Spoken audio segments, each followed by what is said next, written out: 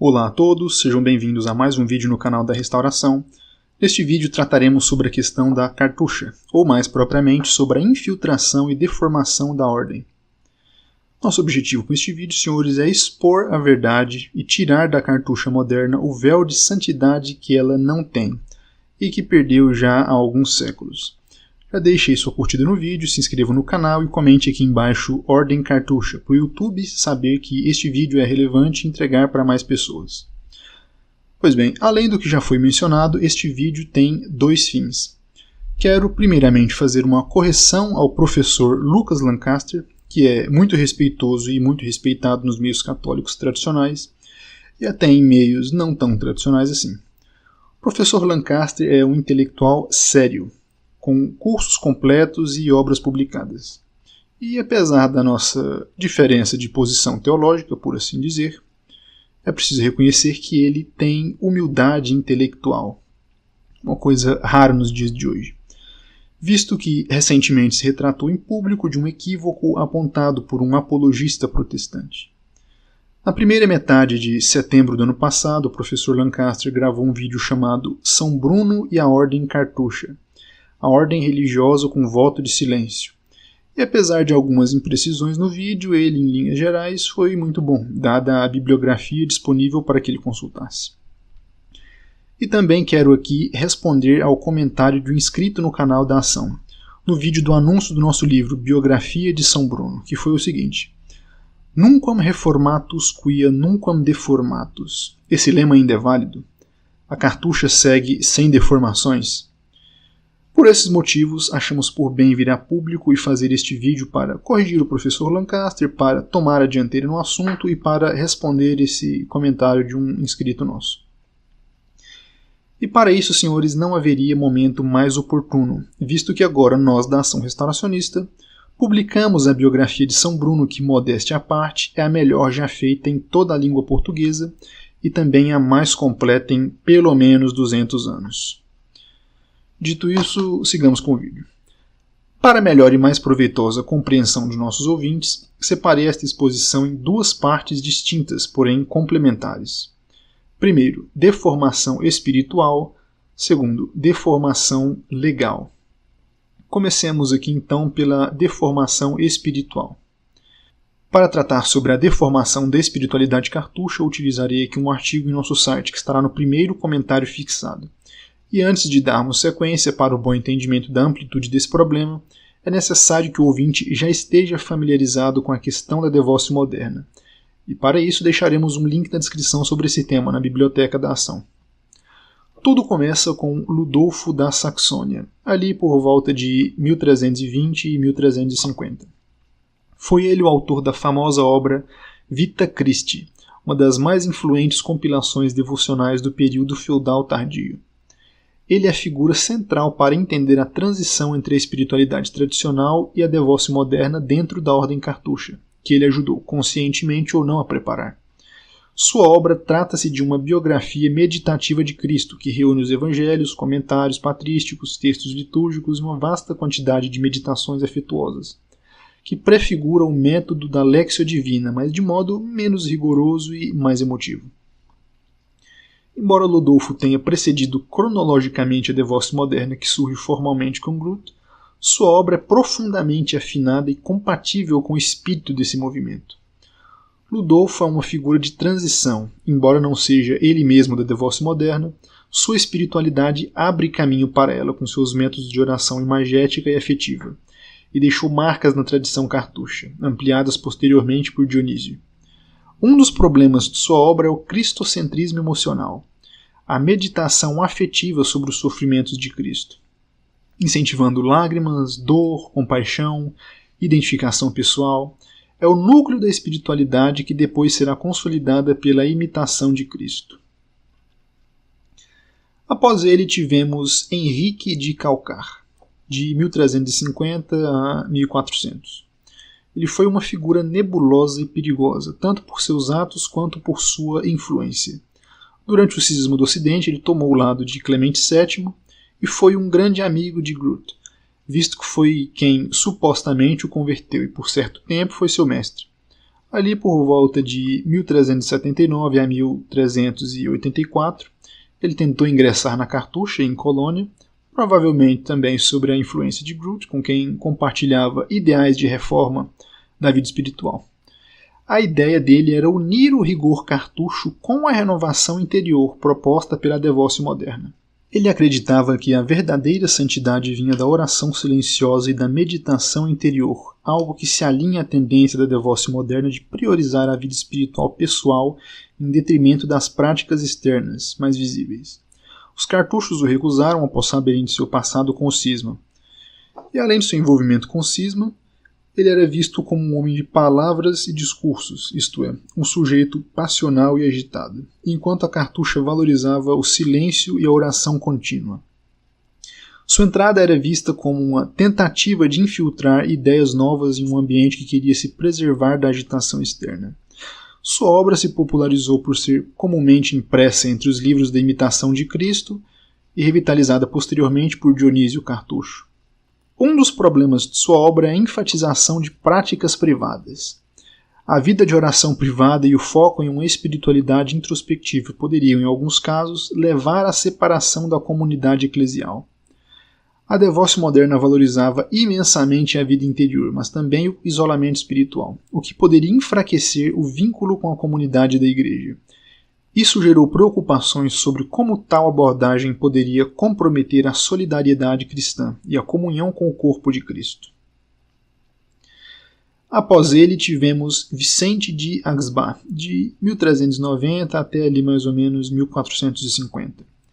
Ele foi a figura central de propagação e circulação da devócio moderna na Cartucha, sendo um claro exemplo de infiltração bem-sucedida, trazendo veneno sem romper com o carisma da ordem nem promover rupturas explícitas com a tradição, sendo a principal ponte entre a espiritualidade tradicional monástica, que bebia da fonte que deixou seu fundador, São Bruno, e a sensibilidade emocional e irracional da devócio moderna. Ele foi o responsável por espalhar essas ideias não apenas entre os monges, mas também para o laicato, embora seu estilo não tenha se tornado predominante nem alcançado o mesmo patamar que outros dessa lista. Ele influenciou o ambiente pré-reformista. Um de seus problemas foi a afetividade exagerada. A ênfase emocional nas dores de Cristo e no desprezo do mundo pode escorregar para um sentimentalismo espiritual, algo que a Cartucha sempre evitou. Por fim, neste tópico temos Dionísio, o Cartucho, de 1400 a 1470. Dionísio foi, tratando-se meramente de número de obras, um dos maiores autores da Cartucha, além de ser um dos pouquíssimos a comentar a Sagrada Escritura inteira, para apenas com Cornélio a Lápide. Dionísio foi profundamente influenciado pela devócio moderna, especialmente por Groot e os irmãos da vida comum, e isto é evidente em diversos aspectos de sua obra. Suas obras foram copiadas e lidas nos mosteiros como manuais espirituais até o século XVII, e depois foram republicadas com o patrocínio e apoio de Leão XIII. Curiosamente, o mesmo Papa do Halimã. O excesso de elementos emocionais e subjetivos em sua obra influenciou parte da ordem a se inclinar ao espiritualismo privado, o que gerou críticas posteriores e desequilíbrios internos, antes que a Cartucha viesse a, de fato, se extinguir. Dionísio foi mais afetivo do que escolástico e, mesmo sem pretender, ajudou a preparar o terreno para a crítica reformista, retomada posteriormente por Lutero.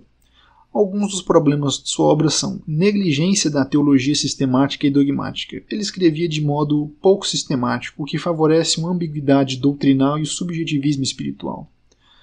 Também podemos colocar na conta dele um semi-pelagianismo, foco excessivo nas práticas interiores e no esforço pessoal, que dá a impressão de que a salvação depende primeiramente da ascese e da introspecção, diminuindo a centralidade da graça sacramental e da meditação eclesial. Senhores, esta lista não acaba por aqui. Novamente eu reitero, leiam o artigo no site onde estão todos os nomes, que, para não nos estendermos muito, optamos por deixar alguns de lado. Tratemos agora sobre a origem e reformas dos estatutos da Ordem Cartucha. A primeira lei da Cartucha não começou com São Bruno, mas com o quinto prior da Ordem, Guigo I, De 1127 a 1133, ele compilou o que ficou conhecido como Consuetudines.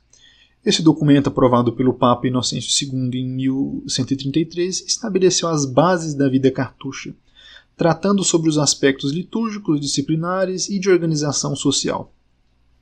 Foi Guigo, com este primeiro estatuto, que transformou os cartuchos de um grupo de monges eremitas em uma ordem religiosa formalmente estruturada. Vale aqui ressaltar a importância que Guigo tem, sendo ele o verdadeiro organizador da cartucha enquanto ordem religiosa. Foi ele quem primeiro formulou as leis dos costumes e foi também ele a iniciar o primeiro registro histórico sobre a ordem e a memória de seu fundador, São Bruno, visto que conseguiu falar pessoalmente com alguns de seus 6 primeiros discípulos. Após a morte de Guigo em 1136, o fervor inicial e a disciplina haviam diminuído consideravelmente, e faltavam homens de estatura, sobretudo desde o dia em que uma avalanche ceifou a maior parte da comunidade primitiva. Era, portanto, preciso retomar as rédeas, renovar os costumes mais do que as construções, erguer o espírito da ordem sem medo de ser austero ou exigente demais. Foi então que as casas, até então independentes, uniram-se sob a direção de Santo Antelmo, que entrara para os cartuchos a pedido de Guigo, que o colocara como o primeiro prior geral da cartucha. A segunda lei, chamada de Statuta Antiqua, foi um compilado por Dom Riffier, 18º prior geral da cartucha. Ele reuniu em 1258 os decretos dos capítulos gerais desde 1127, resultando nos novos estatutos para revitalizar o espírito e a disciplina da cartucha. Esse documento deu base jurídica a todos os mosteiros, criando um sistema de hierarquia e governo sólido, com regras para o capítulo geral, que é a maior autoridade legislativa e administrativa dentro da ordem, sendo uma reunião do prior geral, que ficava na Grande Cartucha, com os priores das demais casas espalhadas pelo mundo. Também reforçou elementos tradicionais da vida cartucha, passados por São Bruno a seus discípulos, e depois testificados por Guigo. Posteriormente, em 1368, sob a liderança de Guilherme Reinaldi, os Estatutos Nova foram promulgados, incorporando novas regulamentações e atualizações às práticas existentes. Embora tenha buscado reforçar a disciplina e a espiritualidade da ordem, muitos estudiosos e cartuchos de linha tradicional apontam que esse texto introduziu elementos estranhos à pureza original da cartucha, especialmente por sua aproximação com a devócia moderna, uma corrente espiritual que crescia bastante na época. No meio desse caos, ordens religiosas procuravam reformar-se internamente, purificar suas práticas e resistir ao declínio geral. A cartucha, por mais isolada que fosse, também sentia esses reflexos, principalmente as casas mais recentes ou mais longe da Grande Cartucha. Esses estatutos recentes não apenas foram uma revisão das anteriores, mas foram uma releitura completa, com um novo arranjo e introdução de diversos acréscimos. Deste documento também se nota a introdução de linguagem mais afetuosa, mais sentimental e introspectiva, com influência direta da devócia moderna. A cartucha nasceu com uma espiritualidade objetiva, austera, centrada em Deus e na vida litúrgica silenciosa, e não em afetos interiores ou experiências pessoais de emoção. Esses novos estatutos, com abertura à espiritualidade afetiva da devócia moderna, diluíram o rigor contemplativo e a impessoalidade do método cartucho. A lei nova mostra ênfase na introspecção emocional, no exame de si mesmo, nas dores da alma, e aproxima-se da ascese psicológica e subjetiva, rompendo com a sobriedade litúrgica e objetiva que marcava a tradição cartucha. Gradual perda da sobriedade e universalidade espiritual, dando lugar a uma religiosidade de estilo devocional burguês, algo que é diametralmente oposto ao ensinamento dos primeiros padres cartuchos. São Bruno, São Hugo, Santo Antelmo, Guigo I, Beato Landuino, etc. Daí em diante, a modernidade não estava somente na espiritualidade cartucha, mas também em suas leis. E sobre isso, futuramente no site, traremos mais informações sobre todos os estatutos já mencionados e também os outros posteriores a esses. E assim concluímos esta exposição. Os fatos estão aí e mostram sem margem para dúvidas que a decadência é geral e total.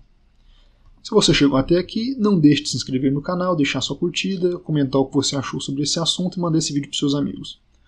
Para mais atualizações, não deixem de acompanhar o site, link na descrição. Grande abraço a todos, fiquem com Deus e até a próxima.